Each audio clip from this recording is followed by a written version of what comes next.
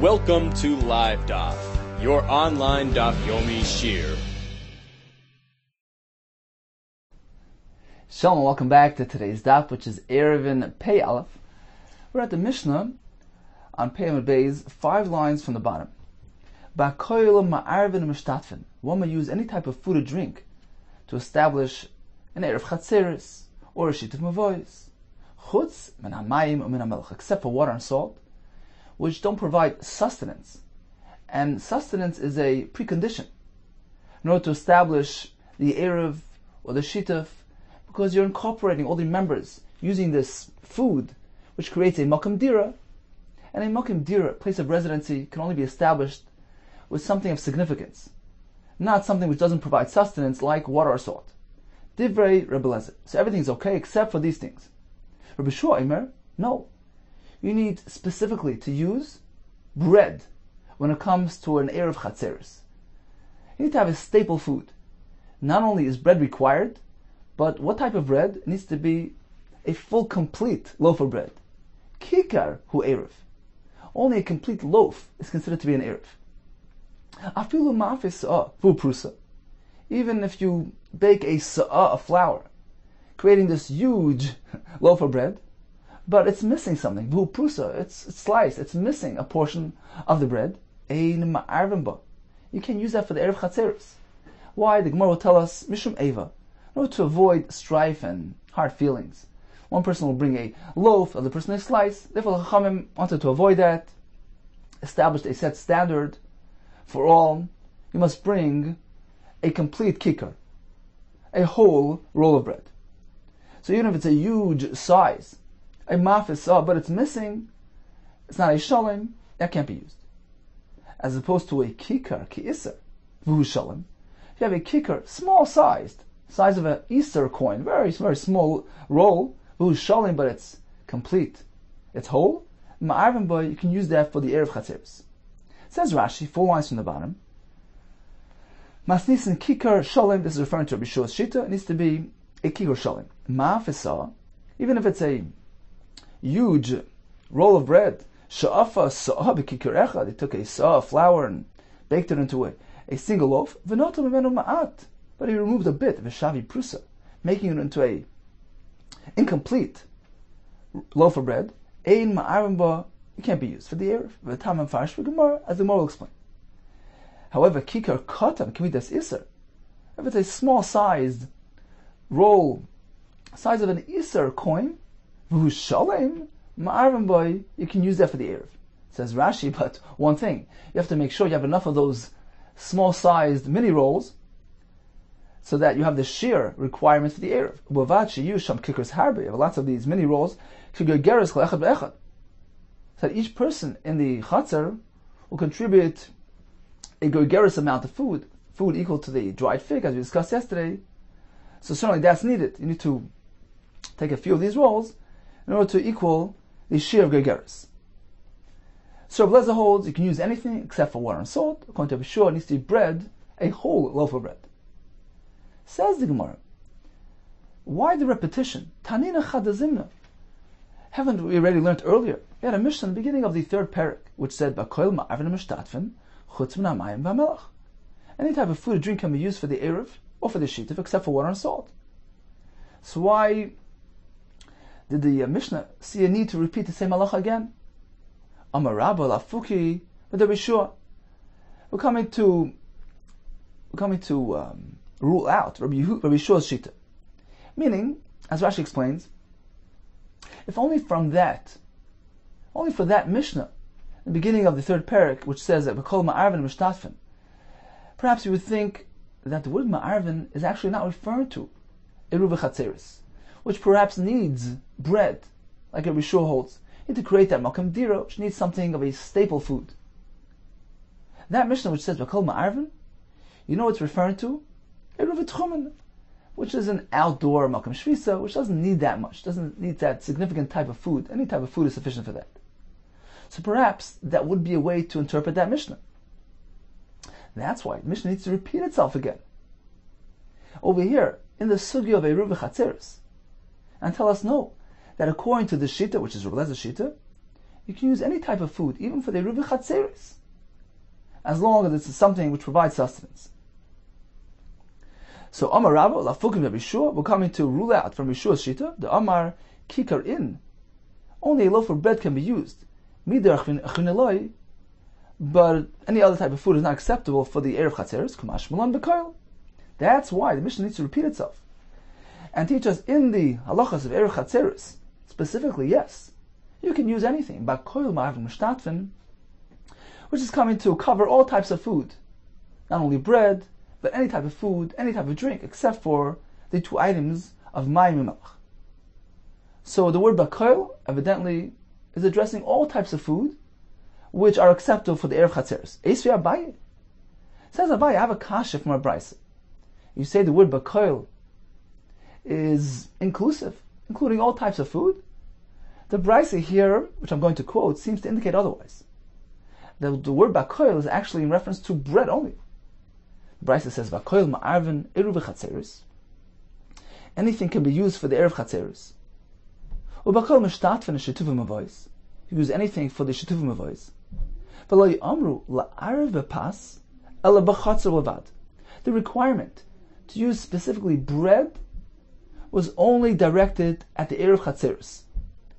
Now, this brisa, which requires bread specifically for the Erev Chatzeris, is reflecting whose shita? Man shamasli, the Amar pas in midachrin eloi. Who's the man, the Amar, who we know, who we heard from him, that only bread can be used. Pas in, but midachrin eloi, but otherwise, other types of food cannot be used for Erev Chatzeris. Who is it? Rabbi Yehoshua. So this brisa, which requires specifically bread for the Erev Chatzeris, evidently is Rabbi Yeshua's shita. Uktani B'Koil. And the brisa begins with the word B'Koil. B'Koil Ma'avin Mishtatfen. Apparently, the word B'Koil here does not mean to include other types of foods. Apparently, B'Koil is simply trying to say, look, you need to use bread, but you can use any types of bread. B'Kol Minei Pas. You can be Ma'arav the Erev Chatzeris. So, how do you know that the word B'Koil in our Mishnah, the Tanakama, or Blazer in our Mishnah, he used the word B'Koil, who says he's including all types of food? Perhaps he's just trying to say that all types of bread can be used for the Erev Chatzeris. You don't need to have a full loaf of bread, perhaps, but you need to have bread when it comes to Erev Chatzeris. And when it comes to Shitim Avais, okay, over there you can use anything except for water and salt. So Abai is challenging the interpretation of our Mishnah. You're working with the assumption that the Tanakama, meaning Rabbi Lezer, is completely, comprehensively disagreeing with Rabbi Yehoshua. He's allowing any type of food for the Erev Chatzeris. Says who? Just because he used the word B'Koil, perhaps B'Koil is not all-inclusive, just as in this brisa here, which is Rabbi Yeshua's shita, which requires bread specifically for the Erev Chatzeris. The word B'Koil is also employed. Apparently B'Koil is simply trying to say all types of breads can be used for the Erev Chatzeris. Likewise, when our Mishnah begins with the word B'Koil Ma'arvin, it simply means to say you can use all types of breads for the Erev Chatzeris. Although for the shituf you can use anything except for water and salt, because the shituf is this outdoor. It's placed in the chutzner. It's not placed in a home. For that, you don't need to have bread specifically. But perhaps for Erev Chatzeris, bread is required. Says the Gemara, Ella Amar Rabba bar Chana. He says you're right. Perhaps our Mishnah here, the Shita of Rabbi Lezer, is not to allow anything for the Erev Chatzeris. Perhaps bread specifically is required for Erev Chatzeris, which is meant to incorporate all the residents of the chutzner into one incorporated place of residence, into one home. And for this indoor proper residency, you need to have bread. Rabbi Lezer is simply disagreeing on one detail. He says, look, you need to have a full loaf? No, not necessarily. Even a slice of bread is enough. Ella Amar Rabba bar Chana, Lafuki with Rabbi Yehoshua, the Amar Shleima, in Prusalai, Kamash Malan B'Koil. Rabbi Lezer is simply coming to disagree with Rabbi Yehoshua, who said, Shleima in, you can only use a Shleima, a full loaf, Prusalai Barei. a sliced loaf, you can't. Kamash malon bakoil. That's where Rabbi Lezer begins with the word bakoil. You can use any type of bread, even if it's not a full and complete loaf of bread. So at this point, we seem to have three shittas.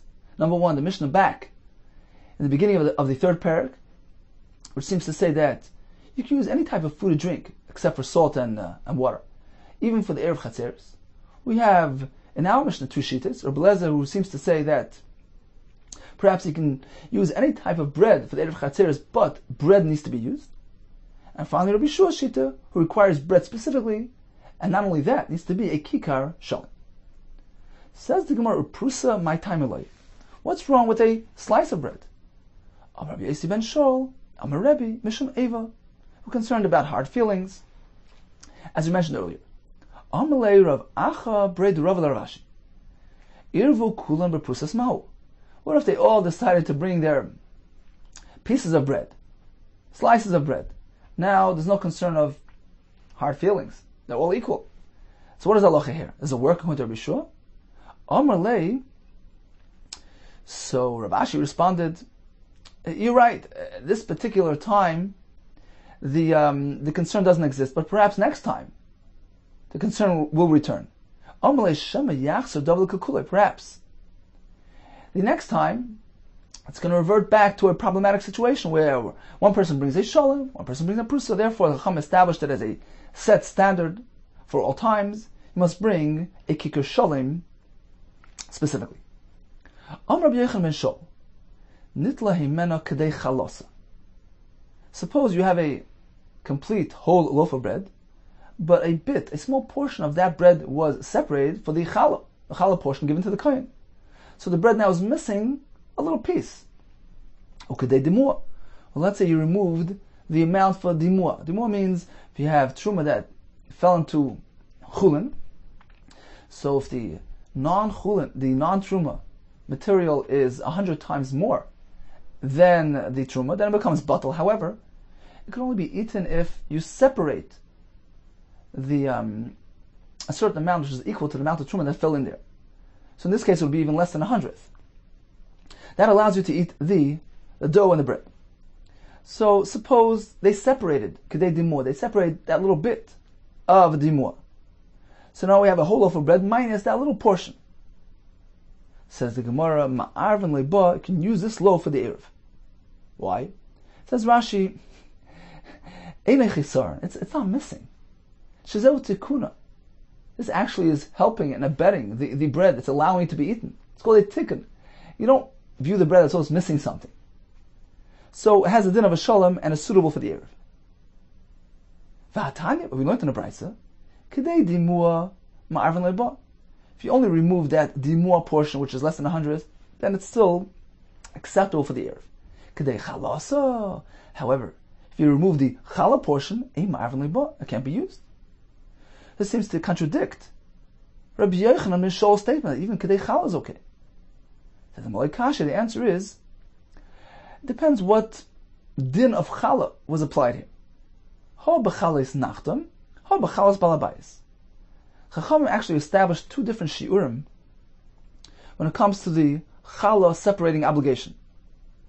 If it's just a homeowner, a balabayis, in his private enterprise there in his kitchen, then you need to go ahead and separate a 24th, a larger amount.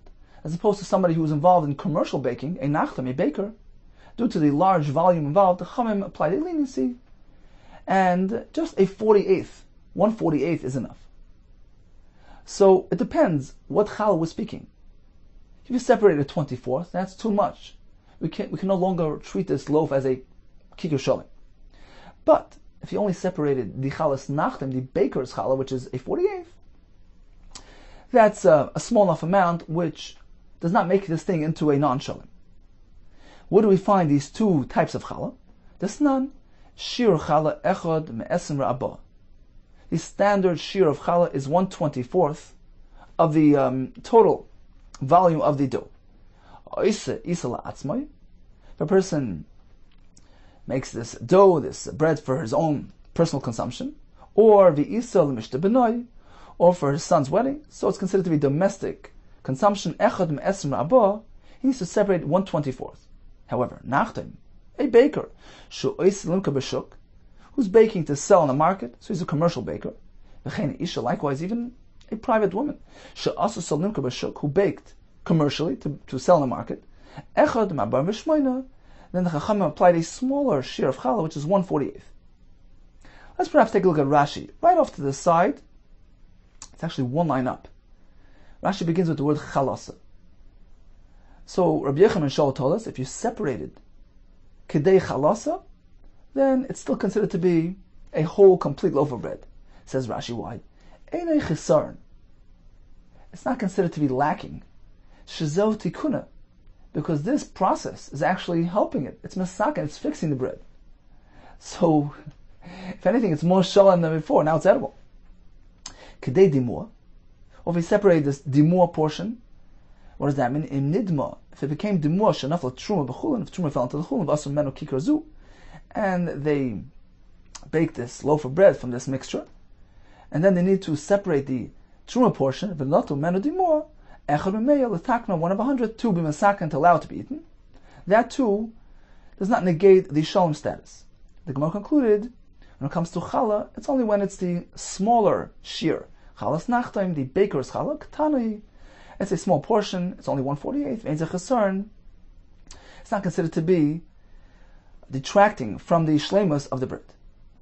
Continues the Gemara. Amar Rav Chisda, tafra b'kesam.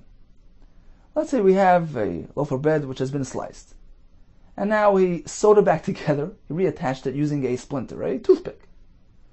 Ma'arvin leiba. We can use that loaf for the sake of the erev. It's considered to be a shalom. But Tanya, but we learned in the Bryce, ein ma'arvin leiba. You can't use it for the erev. Like Kasha, the answer is hadiya dia tifra. When the tefer, when the sewed portion, meaning the seams, are visible and noticeable, then can't use it for the erev. It looks like a prusa. Ha de lo yadia tifra. Rav Chisda was speaking where the seam wasn't visible, wasn't noticeable, so it looks like a shalim, and then has a thing like a shalim when it comes to the erev chatzeres.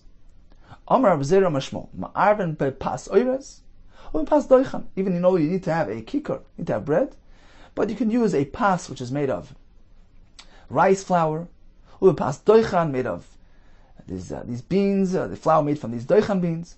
That's also acceptable for the erev. Omar Mar Ukva Lididi Mifasha Liminei Shmuel. Actually, you're quoting Shmuel. Shmuel himself explained to me that it's actually not so. But pas oirez ma'arvin. Yeah, when it comes to rice bread, that can be used because it's close enough to grain. Pas doichan ei ma'arvin. However, when it comes to the bread made of the doichan beans, that's not suitable for the erev. Omar Rav Chia bar Abba Amarav ma'arvin pas adoshem. You can use bread made of lentil flour. Is that the case? There was this loaf of bread made from lentils in the days of Mar Shmuel. And what did they do with it? And he tossed it to his dog.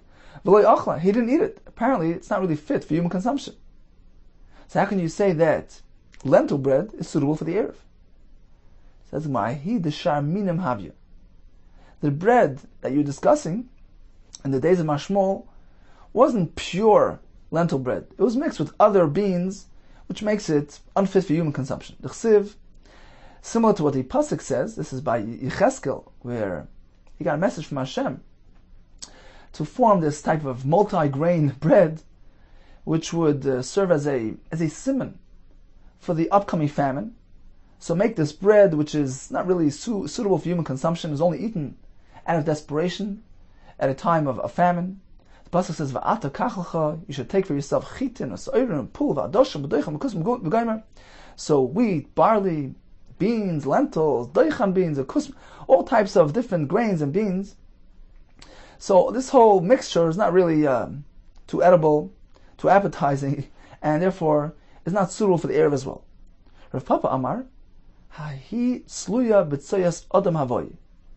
He says like this: the loaf of bread, which the pasuk describes there, as well as loaf of bread which they formed in the days of Mar Shmuel, and they refused to eat it, was actually roasted, was baked using coals made from human waste, and that indeed makes it unfit for human consumption. The chsiv, V'hi biglolet soyas ha'adam tu ugena leineim. That's the pasuk de Cheskel that they use this type of coal for breaking this bread. Continues the Gemara. Mai v'ugas sa'orim teichalena. The pasuk says you're going to eat it v'ugas sa'orim. A loaf of bread, a cake made from sa'orim teichalena, you're going to eat it. Now, why are we calling it ugas sa'orim if it was actually a conglomerate of many different types of varieties of beans and stuff? Why is it called a barley bread? The pasuk is referring to his eating this bread l'shiurim in small portions. They would take the portions and weigh it, and they would eat in that manner, which indicates desperation and famine, as opposed to abundance. So that's what the pasuk means. Ugas sa'orim is referring to shiurim in small measures, eaten in small measures, which are weighed, which indicates a simon of the upcoming famine. Rav Papa Amar, what the pasuk means is that it wasn't formed nicely. Arevasa ka'arevas sa'orim. It was formed the way they would form barley bread, which was misformed, which wasn't formed nicely. Not designed like the chitim bread, which are designed nicely and properly. So that's what the pasuk means, that the bread there was formed and shaped the way they do sa'orim bread, which is not nicely designed. Okay, so in summary, when it comes to the material for the Erev Chatzeres, we seem to have three shittas. We have a Mishnah back at the beginning of the third parak, which allows us to use any type of food except for water and salt. We have our Mishnah, which begins with Rabbi Lezer, who seems to allow any type of bread to be used for the Erev Chatzeres. The Gemara tells us you can use rice bread, you can use the lentil bread, and finally we have Rabbi Yehoshua, who requires a kikar shalim. The Gemara tells us that even if it's just missing a bit for the challah, or for the demur, or if you actually reattached it in a way where it appears like it's a whole bread, that can be used as well. Now, it's interesting that the Maratz actually quotes a sefer, old sefer, Beis Yaakov, who says that based on this Gemara, we see we can reattach something and consider it to be a shalom. He says the same thing perhaps can apply to an esrog. If a portion of the esrog fell off, perhaps you can go reattach it, sew back, and turn it into a shalom and make it kosher for esrog. So other poskim, Yad HaMelech, other poskim disagree with the Beis Yaakov. They say there's a big difference. The concept of whole, of being shalom, has various applications. It comes in different forms, different contexts. When it comes to an esrog, it needs to be naturally whole, inherently a shalom. Over there, you can't just go reattach things. It's not naturally a shalom, then it's not kosher. In contrast to the loaf of bread for the Erev, the point here is that we want to avoid eva, hard feelings. So, as long as it appears a shalom, that's okay. So it doesn't need to be inherently one and whole. It needs to have the appearance of a shalom. As long as it appears to all like a shalom, that's fine. Therefore, reattachment works here.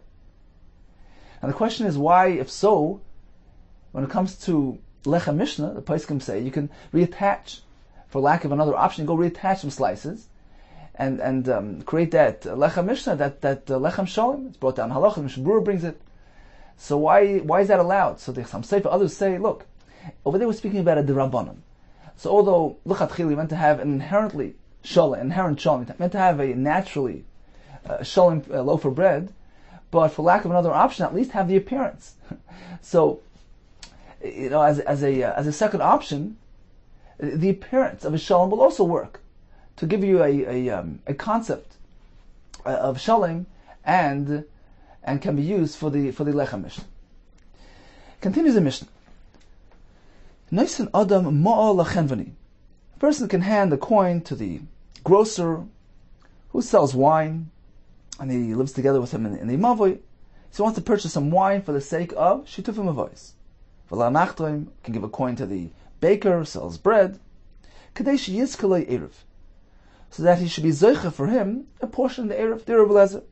So Rabbi Lezer holds a person can approach these merchants, give them some money, in order to acquire a portion of the erev. Rashi explains, he's approaching the merchant saying, look, when the other fellows of the chatzar come to make an erev, come to get some bread for the Eruv, why don't you go add some bread on my behalf as well?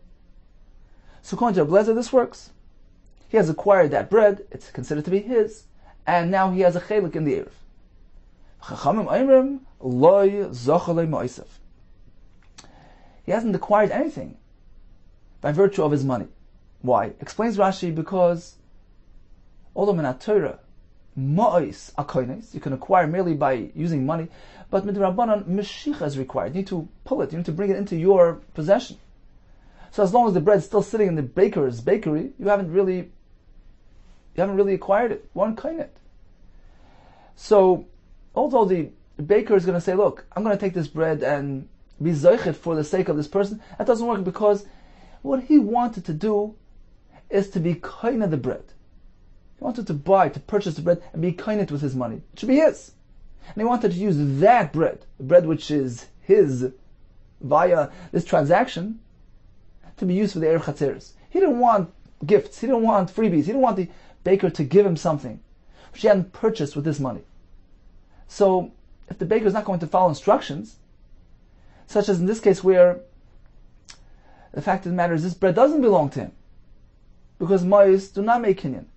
So the baker will go ahead and take bread and be zoichet him. That's not what he had in mind. He's doing an Erev in a manner which is different. He's deviating from the instructions of the purchaser, of the resident. So you can't do that, it won't work. Because Erev Chatzeres can only be done as per instructions. If you're not following the instructions to the T, it doesn't work. That's the Chachamim Shita. The Gemara will explain what is Rabbi Lezer's Shita. We'll get to that. Says the Gemara, Umoidim b'shar kol adam. Now, even the Chacham would agree that if he handed a coin to an ordinary person, not a merchant, shezochel ma'osav, his money grants him a portion in the Erev. Why? As Rashi explains, because unlike a merchant where the handing over the money is indicative of a transaction. Look, I'm trying to purchase it, I'm trying to be kind, and it doesn't work. He hadn't acquired it through his money. So, as we explained, the merchant can't just go ahead and initiate proceedings on his own. However, when it comes to an ordinary person, a non-merchant, who was handed money, the presumption there is that it's not meant as a transaction. He's simply authorizing him. He's asking him, look, please take this money and arrange an Erev for me. In whichever way you're going to do it, it's fine with me. So in that case, certainly the person can go ahead and acquire some bread and be mizakeh to him. That's fine, because he was authorized to go arrange the Erev in whichever way possible. So all agree b'shar kol adam when it comes to an ordinary person, shezochel ma'osav, even by simply handing over money, you acquired a portion of the Erev. What's wrong with doing the same with a merchant? She'ed ma'arvin la'adam el midatei. You can only make an Erev Chatzeres for the sake of a person if it's with his total consent, if you follow instructions. As opposed to the case with the merchant, which won't work out as per instructions. He won't be zoicha through his money, because ma'os not koine. And to allow the merchant to just proceed, to initiate proceedings on his own, that he can't do, because it's not per instruction. Let's see Rashi inside. 5 lines from the top. It says Rashi, She'em ma'arvin le'adam el midatei.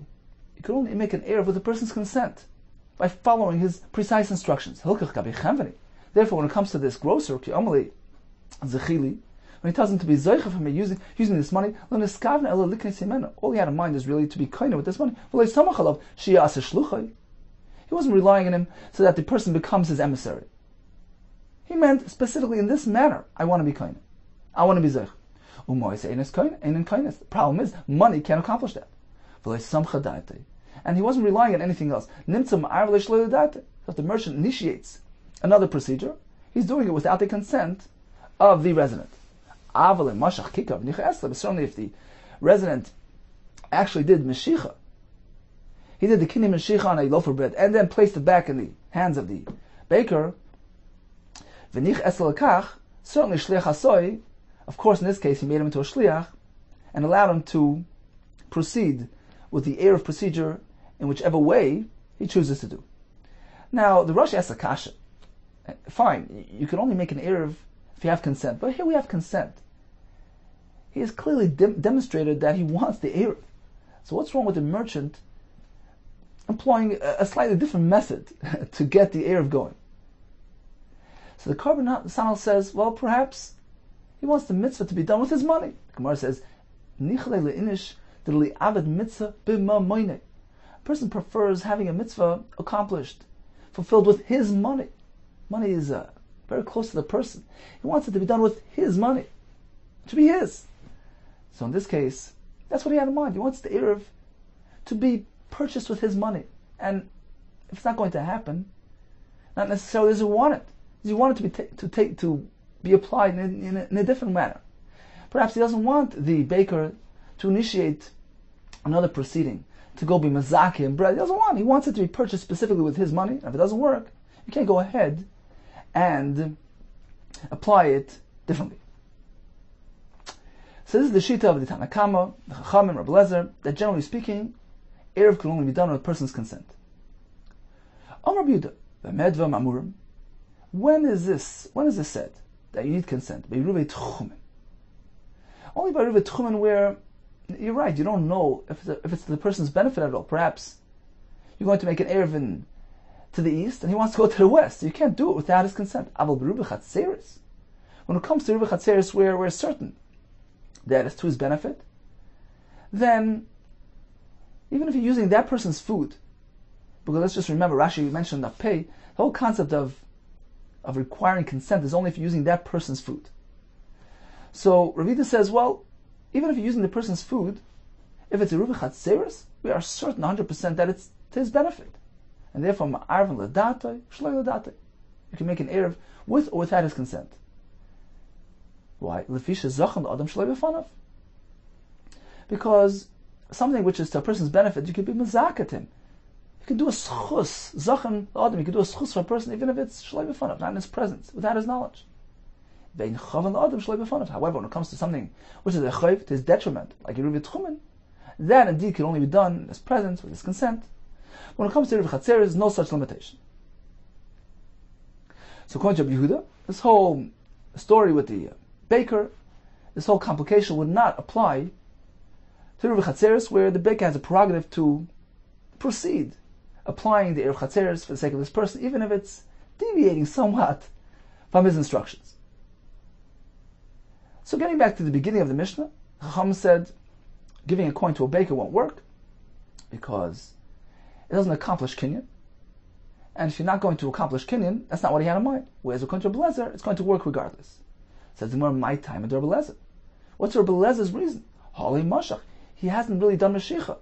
How can you say that the money itself will accomplish kinyan? Omar of Nachman, Omar Rabbi Baravon. You know why it works in this case? Asay Rabbi Lezer.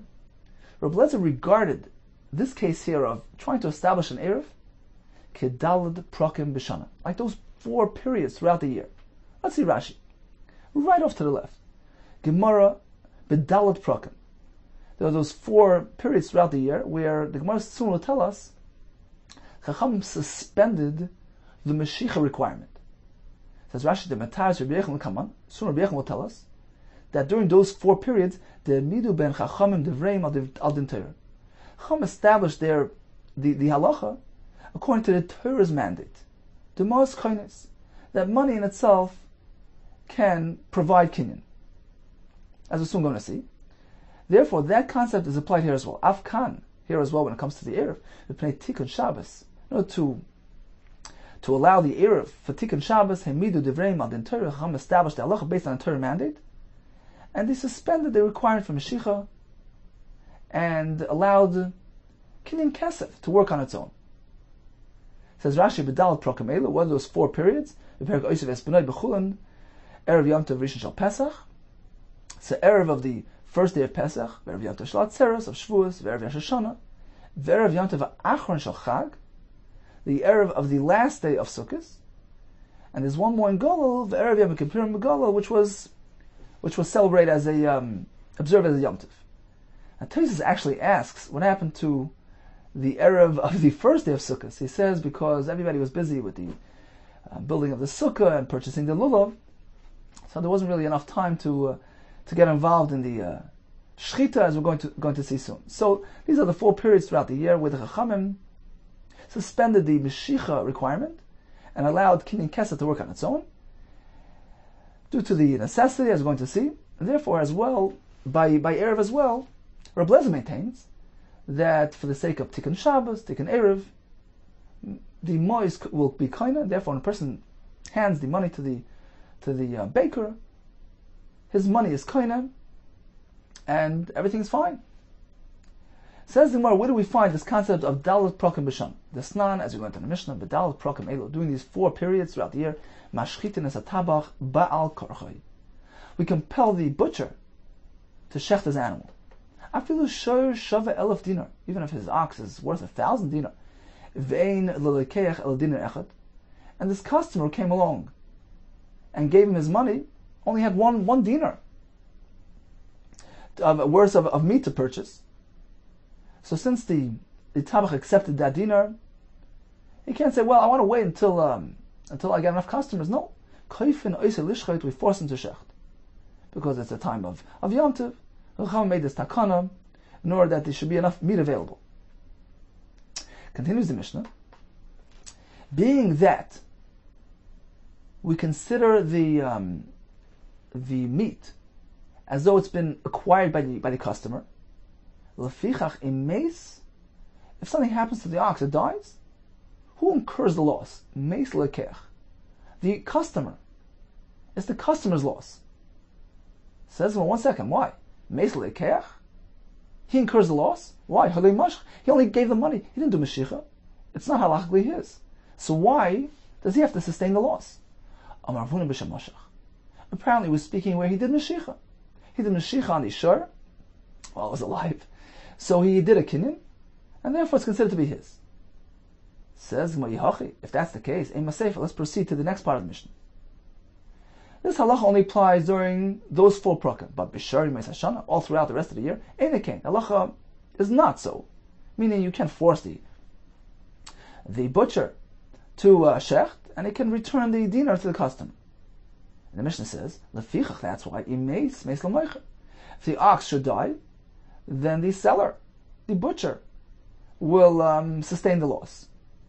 Says the Gemara, if we're speaking where the customer already did Mashiach and it's completely his, amai, why is the loss applied to the moicher, hamashach? The customer already did Mashiach, it's fully his.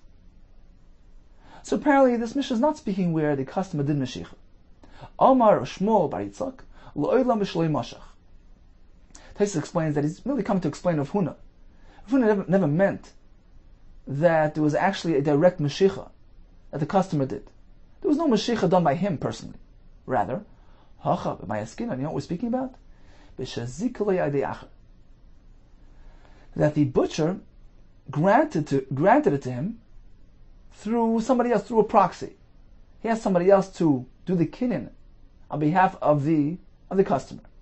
Now we know, we just learned in the Mishnah, that this can only be done when it's a schus, when it's an absolute benefit for the other party. But if it's not necessarily to his benefit, then you can't do that. You can't be mazakeh to him without his knowledge. So that explains the Mishnah. We're speaking where he was mazakeh through a third party. So it depends. B'dalet prokim elu d'schus aloi. So during these 4 periods where it's a schus for a person to buy meat, Rashi says it's common practice to buy meat. It's for the sake of Yom Tov. It's part of the celebration. So a person doesn't view it as an expenditure which he'd rather avoid. It's considered to be fully beneficial. In that case, you could grant it to him, even if it's without his consent, not in his presence. So therefore, when the meicher was mezakeh this meat to the purchaser, it became his. It's fully his. So if something happens, who sustains the loss? The customer. So that's because during these 4 prakim, it's a schus. However, b'shari meis hashana, all throughout the rest of the year, spending money is something which a person prefers to avoid. It's considered to be a chayv, to the detriment. In this case, the butcher doesn't have the option of just granting it to him via a third party. Something which is a chayv to a person, that can only be done in his presence, with his consent. So that explains the Mishnah. The butcher was mazaka to the customer using a third party, mazaka le'de'acha. So if it's a schus, for the customer, like during these 4 times, 4 prakim, is considered to be a kinyan. The customer has acquired it. So if the ox dies, it's the customer's loss. As opposed to Shar Yomais Hashana, where it's considered to be a chayv. So it's still considered to be in the hands of the moicher. You can't just grant it to the lekech without his knowledge. It's considered to be in the possession of the moicher, and it's his loss if something goes wrong. So that's the first approach in the Gemara. Continues the Gemara. Rav Ila Amar Rav Yechon. He said near Rav Yechon as follows, and this is the pshat that pertains to our Mishnah, as Rashi explained. He says like this. I'll explain to you the Mishnah. Bedalat prokim elu. During these 4 days, these 4 periods, hamidu chachamim devreim al divrei Torah. Due to the necessity, Chachamim wanted there should be an abundance of meat. So they decided that, although generally Mashiach is required, merely handing over money does not complete the kinyan. But over here, where we want the customer to have leverage, after he handed him the coin, we want the customer to be able to force him to shech the animal. So we want to consider it to be a full kinyan. We want it to be considered a full acquisition. So bedal prokim elu hamidu chacham devreim al divrei Torah. They established their halacha, their words, based on the Torah mandate, which is the Amar Rabbi Yehuda, devar Torah minat Torah mois koines. Really, money in itself accomplishes kinyan. Umipnei ma amru meshicha koine. Why then did the chacham add the requirement of meshicha for the kinyan? That was gzeira, due to a concern that if money in itself completes the kinyan, perhaps the merchandise which is sitting in the possession of the moicher will catch fire, and the seller won't be willing to be moiser nefesh, to exert extraneous effort to save the property of the customer. You know, if it's his own personal parnasa, fine, exerts extra effort, he's moiser nefesh, but for the sake of somebody else's merchandise, he'll perhaps try to be of help, but not to the extent that he'll be willing to really exert great effort. And we're concerned that if perhaps the moich is not around to salvage his items, the customer's merchandise, which is still sitting in the possession of the moich, will go up in flames. Gzeira, we're concerned Shemar Yomerle. The seller would simply tell the customer, look, nisrafu chitacha baliyah. Your wheat went up in flames up in the upper floor, meaning, sorry, I couldn't salvage your possessions, and the lekech will end up losing his entire merchandise. Therefore, the Chacham said, look, even after you granted money to the moicher, it's not considered to be his. It's still in the possession of the seller until the lekech takes it out as mashiach, brings it into his jurisdiction. Otherwise, it's still considered to be in the hands of the moicher, and if anything goes wrong, the moicher will suffer the loss, and this will encourage the moicher to protect the property properly. So that's generally speaking. Chacham added another requirement of Mashiach due to this concern. Says Rabbi Yehuda, but during these 4 periods where we prefer the mois, the kinyan mois, because we want the lekech who gave money to the moicher to have that leverage, to have the upper hand, to be able to force him. Say, look, I've already acquired part of your ox, you have to shech it for me. So we want that to happen, in order to make food and meat available to all. So during those periods, Chachamim established the halacha based on the original mandate, the divrei Torah, that money is koine. And that explains the Mishnah, that if the ox dies, who sustains loss? The lekech, because it's really his. So pertaining to our Mishnah as well, as Rashi explained, we pay Tikkun Shabbos in order to allow the Eruv to work. Chacham suspended the Meshicha requirement, and therefore Blazer holds even just giving money to the Nachtaim is enough to be kind of that bread. It's fully his. It's his personal acquisition. He's doing the mitzvah with his money, and therefore it can be used for the Erev Chatzeros. So that's Pshat and Reb Blezer's Shita. Continues the Gemara. Umoide mishar chal adam. So this discussion only pertains to a merchant, but when it comes to an ordinary person who received money from somebody to arrange an Erev, then certainly everything is fine, because the assumption is, as Rashi explained, that he's merely making him into an emissary. He's authorizing him to establish an Erev in whichever way he sees fit. Says man shar kol adam. What does this mean? All other people. Amar Rav Balabayis, a simple, ordinary homeowner, as opposed to a merchant. V'chein Amar Shmuel Balabayis. Amar Shmuel lo yishanu el nachtan. This concern now Mishnah only pertains to a merchant, to a baker. Aval Balabayis koine. But if he had the money to the Balabayis, certainly he's koine. Again, because the Balabayis will simply take that money and purchase some food for him and be mazakeh for him, because he's authorized to do whatever is needed to be done for the sake of the Eruv. V'amar Shmuel lo yishanu el. This concern only applies to actual money. So if he handed a coin to the nachtaim, since the coin won't be koine, then the whole arrangement won't work. Aval kli koine. But if he handed him a kli, a utensil, he's koine, because in exchange for the kli, he receives the bread. This is kinei chalipin. By exchanging one for the other, he automatically, immediately, acquires possession, gains possession of that bread. It's a full kinyan. So there's nothing wrong here. The resident was koine, it's his bread, and the baker can proceed to include that in the eruv. V'amar Shmuel shanu. This concern is only when ela de amar le zecheli.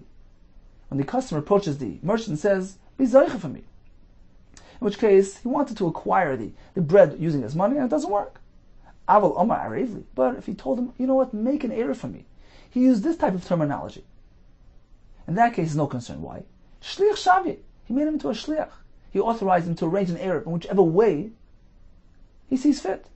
V'kani, and certainly the resident will be koine a portion of the eruv, and it's perfectly fine. Continues the Gemara. Amar Rabbi Yehuda b'mei dvarim amurim. So Rabbi Yehuda tells us that this consent requirement is only by Eruvin Tchumen, where we're uncertain as to whether it's actually to his benefit. But when it comes to Eruvin Chatzeres, which is absolutely beneficial to him, you can do it even without his consent. Amar Rabbi Yehuda, Amar Shmuel. Halacha Rabbi Yehuda. The halacha is like Rabbi Yehuda. Not only that, El kol makom sheshana Rabbi Yehuda be'eruvin. Whenever we find Rabbi Yehuda in eruvin, halacha k'maisai, we follow his shita. Amalei Rav Chana Bagdasa. Rabbi Yehuda. So Rav Chana from the city of Baghdad approached Rabbi Yehuda and asked him, Amar Shmuel, did Shmuel say that we always follow Rabbi Yehuda even afilu b'mavi shenitlu karoisav oy lechayav, even in a case where the lechi or the kaira of the mavi went missing, where Rabbi Yehuda holds that the permissibility status of the mavi is remains intact? Do we follow Rabbi Yehuda's shita even when it comes to that halacha? Meaning, you quoted Shmuel that the halacha follows Rabbi Yehuda all over. Is it even in this case? Amar lei. So Rabbi Yehuda responded, no. Be'eruvin amarti lecha. I told you all over Eruvin. So when it comes to the halachas of Kinyan Erev, yeah, we follow Rabbi Yehuda. But v'loi b'mechitzas. Now when it comes to lechi v'kari, which is a mechitza issue, we don't follow Rabbi Yehuda in that regard. Amar lei Rav Acha b'rei the Rav Ashi. So he asked Rav Ashi as follows. We just said that halacha Rabbi Yehuda. Doesn't that imply that there's some dissenting view? Otherwise, why do you need to say halacha, like this shita? Halacha, mechal lepligi? Do you mean to say that there's somebody that opposes Rabbi Yehuda? But that's not the case. Rabbi Yehuda's opinion is agreed upon by all. V'amar Rabbi Shimon Levi. Didn't Rabbi Shimon Levi tell us? Kol makom she'amar Rabbi Yehuda emasai. Ubameh, b'mishnah seinu. Whenever we find Rabbi Yehuda employs these words in our Mishnah, emasai, meaning when, ubameh, and what, he's not coming to disagree. He's merely coming to expound upon the words of the Chachamim. So, likewise in our Mishnah, there's no machlekes.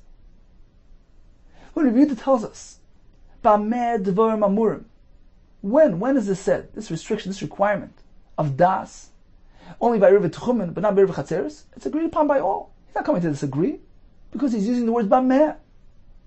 So there really is no machlekes. All agree that das, although is required by Eruvin Tchumen, but not by Eruvin Chatzeres.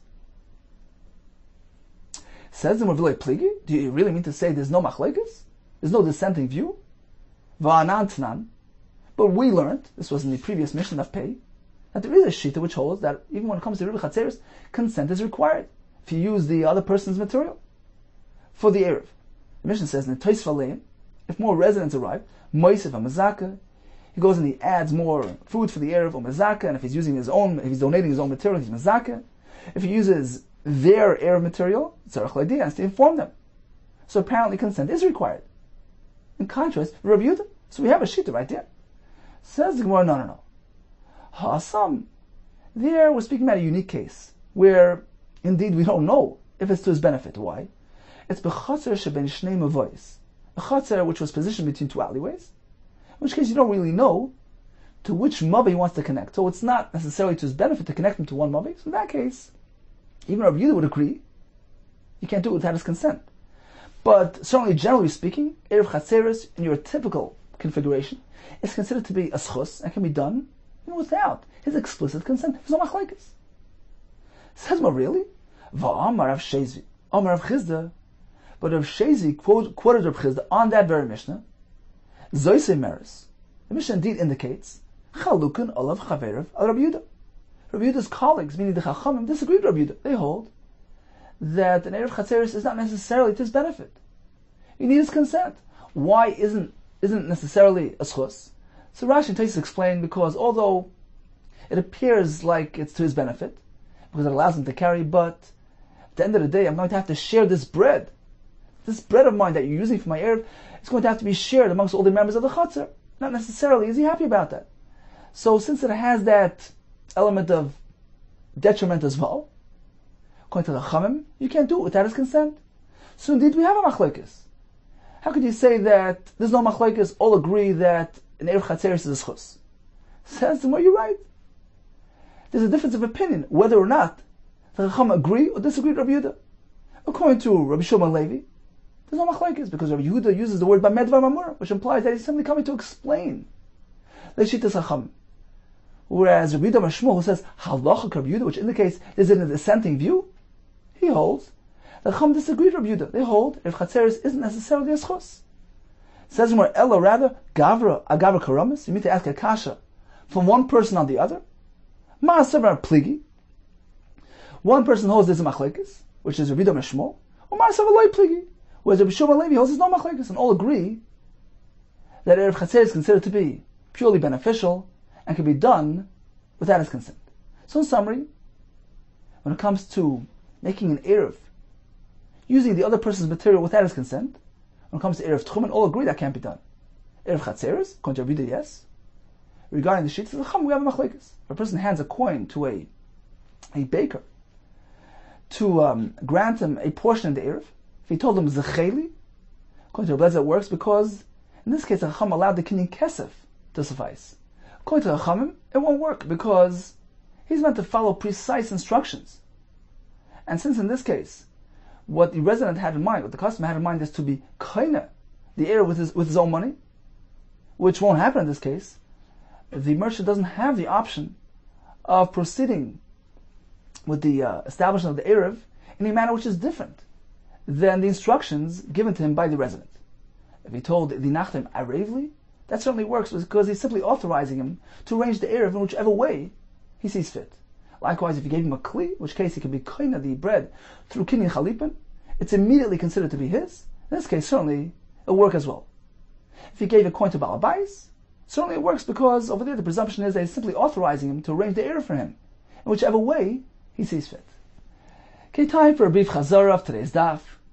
What type of materials can be used for the Erev Chatzeres? We have three shittas. According to the Mishnah back at the third parak, you can use anything except for water or salt, which don't sustain.